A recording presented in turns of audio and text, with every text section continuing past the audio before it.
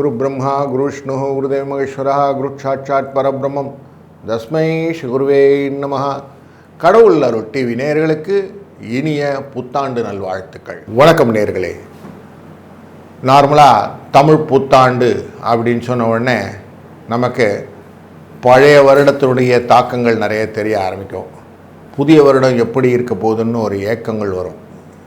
அப்படி நம்ம பார்க்கும்போது சென்ற வருடத்தை விட இந்த ஸ்ரீ பிரபாவ வருடத்தில் எப்படி நமக்கு பலன் இருக்க போகிறது என்று பார்க்க போகிறோம். அதுலேயும் இந்த வருடத்தில் சனி பெயர்ச்சி கிடையாது, குருவின் பெயர்ச்சி இருக்குது. குருவின் பெயர்ச்சி தான் குரு கடாட்சம் கோடி புண்ணியம்னு சொல்லுவாங்க. அப்போ குரு தான் தனகாரகன்னு சொல்லுவோம். அப்படிப்பட்ட குருவினால் நமக்கு என்னெல்லாம் பலன் அப்படிங்கிறத ரொம்ப மைனூட்டாக பார்க்க வேண்டியிருக்கும். அவன் குரு பெயர்ச்சியானது 1ஆம் தேதி ஜூன் 2026 கடகராசியிலே உச்சம் அப்படிங்கிற இடத்துக்கு போகிறார். அந்த உச்சம் அப்படிங்கிற இடத்துல போயிட்டு அங்கேருந்து 31/10 அதிசாரமாக சிம்ம ராசிக்குள்ளே போவார். திருப்பி அங்கேருந்து ரிட்டர்ன் ரிவர்ஸில் 24 ஜனவரி 2027 அன்று திருப்பி கடகராசிக்கு வருவார். அப்போது ஒரு நல்ல மொமெண்ட்டு மிதுன கடக சிம்மம் அப்படிங்கிற 3 ராசி தொடர்புகளை கொண்டது. காலச்சக்கர புருஷத்தில் பார்த்தோன்னா 3ஆம் இடம், 4ஆம் இடம், 5ஆம் இடம்னு சொல்லுவோம். 3ஆம் இடம் தான் முயற்சி, வீரியம், தைரியம் அப்படிங்கிற இடம். 4ஆம் இடம் தான் குடும்பத்தில் இருக்கக்கூடிய அந்த வண்டி வாகனம், சுகங்கள், அன்னை, தாய் அப்படின்லாம் சொல்கிறோம் இல்லையா, இந்த சுகங்கள் எல்லாம். 5ஆம் இடம்ங்கிறது குழந்தைகள், பாக்கியங்கள், ஆசைகள், யோகங்கள், லக் அப்படின்றோம், ஃபார்ச்சூன் அப்படிங்கிறோமே, இதெல்லாம்.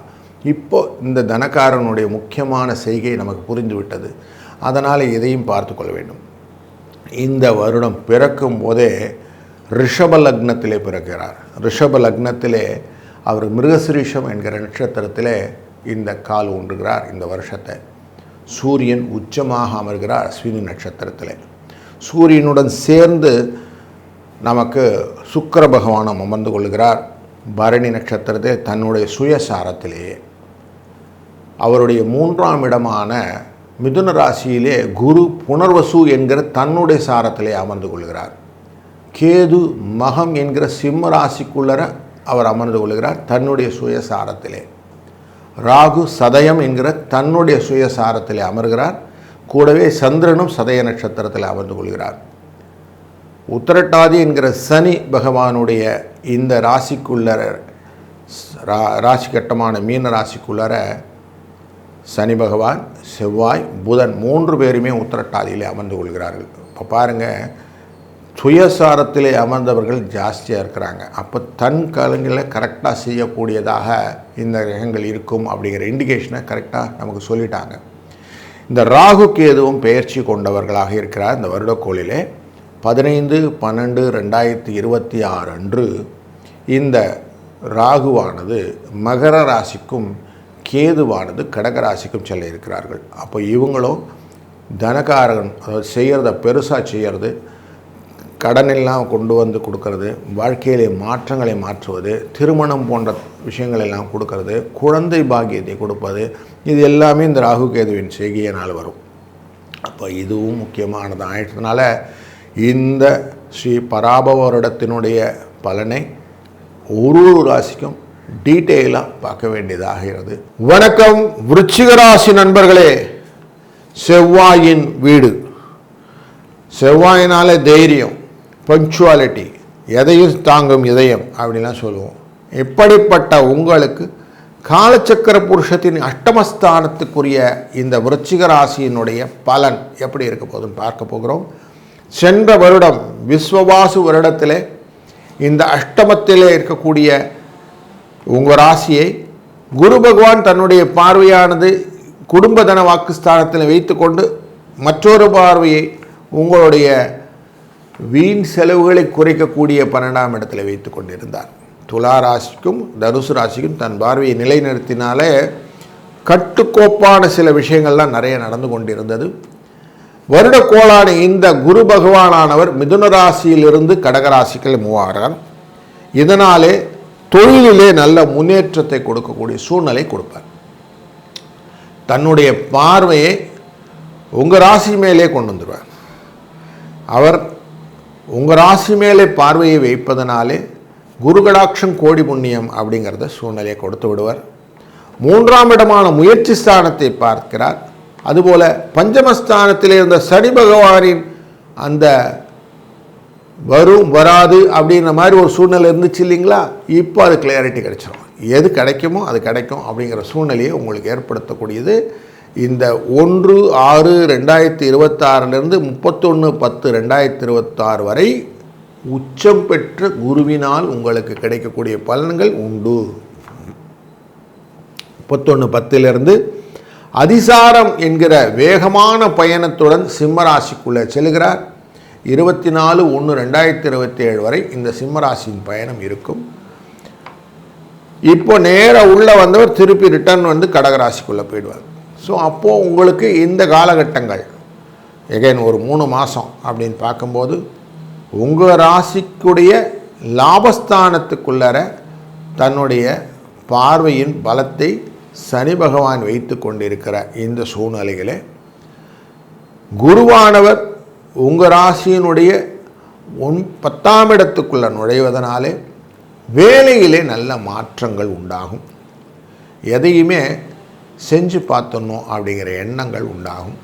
இந்த அஷ்டமத்தின் குருவினுடைய தன்மைகள் குறைந்து வெற்றதுனால கொஞ்சம் தைரியம் இருக்கும், நம்ம முடிச்சிருவோம் அப்படிங்கிற மாதிரி இடப்பெயர்ச்சிகள் மூலியமாகவும் பிரயாணங்கள் மூலியமாகவும் லாபத்தை சம்பாதிக்கக்கூடிய எண்ணங்கள் நிறைய வரும். ஏன்னா குருவின் பார்வை உங்களுடைய ராசியின் குடும்ப தன வாக்குஸ்தானத்தை பார்க்க போகிறார். அங்கிருந்து உங்கள் ராசியினுடைய 3ஆம் இடம் அப்படிங்கிற 4ஆம் இடம் என்கிற மண்மனை வாகன யோகத்தை பார்க்க போகிறார். அதுபோல் உங்களுடைய எதிரிஸ்தானமான மேஷராசியை பார்க்க போகிறார். அப்போ உங்களுக்கு எல்லா விதத்திலும் சுமூகமான பண வரவை ஏற்படுத்தி விடுவார். ஸோ பணப்புழக்கத்துக்கான வாய்ப்புகளை, குடும்பத்திலும் கொஞ்சம் நிம்மதியான சூழ்நிலையை, மற்றவரின் வளர்ச்சியை பார்த்து சந்தோஷப்படக்கூடிய உங்களுக்கு அதிக சந்தோஷத்தை கொடுக்கக்கூடிய சூழ்நிலை உண்டாகும்.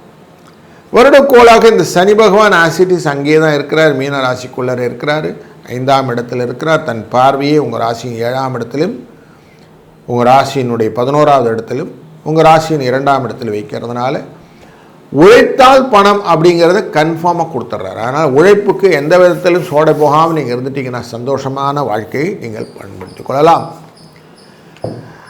ராகு கேது பெயர்ச்சி இந்த வருடத்தில் உண்டு. கேது பகவானானவர் உங்கள் ராசியினுடைய 4ஆம் இடத்திலிருந்து 3ஆம் இடத்தில் வருவது பண வரவை அதிகப்படுத்தி கொடுக்கும். உங்களுடைய தாட் ப்ராசஸ் அப்படிங்கிறது இந்த ராகு பகவானுடைய தன்மையினாலே நல்லதொரு மூமெண்ட்டை கொடுக்கும், தன லாபம் உண்டாகும். இதே கேது பகவானானவர் உங்கள் ராசியினுடைய 10ஆம் இடத்திலிருந்து 9ஆம் இடத்துக்கு போடுவதனாலே ஒரு காரியம் செஞ்சால் கரெக்டாக முடிச்சுட்டு அடுத்த காரியத்துக்குள்ளே போங்க. அவசரமாக 10 காரியத்தை ஒன்றா பயில் பண்ணிக்காதீங்க. கவனத்துடன் காரியங்கள் செய்தால் உங்களுக்கு நல்ல முன்னேற்றம் உண்டாகும். குழந்தைகள் அப்படிங்கிற விஷயத்தில் நல்ல முன்னேற்றம், மாணவர்களுக்கு நல்ல ஸ்கோரிங் பெனிஃபிட்ஸ், படித்த மாணவர்களுக்கு உடனடி வேலை, உத்தியோகத்திலே பதவி உயர்வு, விரும்பிய இடத்திலே வேலை மாற்றம், கணவன் மனைவிக்குள்ளே நல்ல இணக்கமான நல்உறவு, குழந்தை பாக்கியமே இல்லை என்றவங்களுக்கு குழந்தை பாக்கியம், முடிந்தவரை வீடு மனை வாகனங்கள் இவற்றை யோகமாக மாற்றிக்கொள்ளக்கூடிய தன்மையை மனதில் வளர்த்துக் கொள்வது, கடன் சுமையை குறைத்து கொள்வது என்று இந்த ஸ்ரீ பராப வருடத்தில் வைத்துக் கொள்ளுங்கள். இந்த கர்ப்பமாக இருக்கக்கூடிய பெண்கள் தூர பயணங்களை அவசியம் அவாய்ட் பண்ணிடுங்க. இது அவ்வளவு நல்லதல்ல அப்படிங்கிறதையும் மனதில் கொள்ளுங்கள். ரொம்ப நாளாக திருமணமே ஆகலை சார் அப்படிங்கிறவங்களுக்கெல்லாம் திருமண பாக்கியம் அவசியம் இந்த வருடத்தில் உண்டு என்ற கருத்தையும் மனதில் கொள்ளுங்கள். லக்ஷ்மி நரசிம்ம பெருமாள் அப்படிங்கிறது லக்ஷ்மி தேவியை தன்னுடைய இடையிலே அமர்த்தி கொண்டிருக்கக்கூடிய நரசிம்ம பெருமானை வணங்குவதனாலே வளங்கள் நலங்கள் பெருகும். ரிண விமோச்சனம் அப்படின்னு சொல்லுவோம். கடன் தொல்லை தீரும், தனவரவு பெருகும், வாழ்க்கையிலே எதிரிகள் அப்படிங்கிற விஷயங்கள் எல்லாம் உங்களை விட்டு விலகி உங்களுக்கு பாக்கியங்கள் பல கிடைக்க இந்த ஸ்ரீ பராப வருடம் துணை இருக்கட்டும். நல்லது நடக்கும், நல்லதே நடக்கட்டும். வாழ்க வளத்துடன். கடவுள் அருள் டிவியை பார்த்தமைக்க நன்றிகள். மேலும் இது போன்ற தகவல்களை தெரிந்து கொள்ள கடவுள் அருள் டிவியை சப்ஸ்கிரைப் செய்யுங்கள். மறக்காமல் பெல் ஐக்கானை கிளிக் செய்யுங்கள்.